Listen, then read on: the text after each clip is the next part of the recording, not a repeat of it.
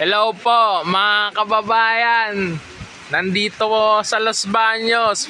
Malapit kami sa mata ng bagyo. Nandun lang, dun lang sa may Nagcarlan area, pero malapit na daan dito sa may area ng Bae Kalawan.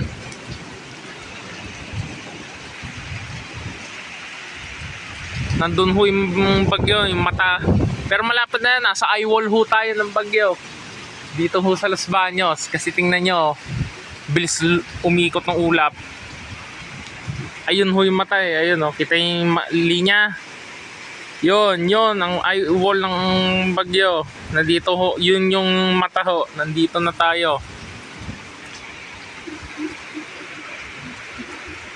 Ito ay update.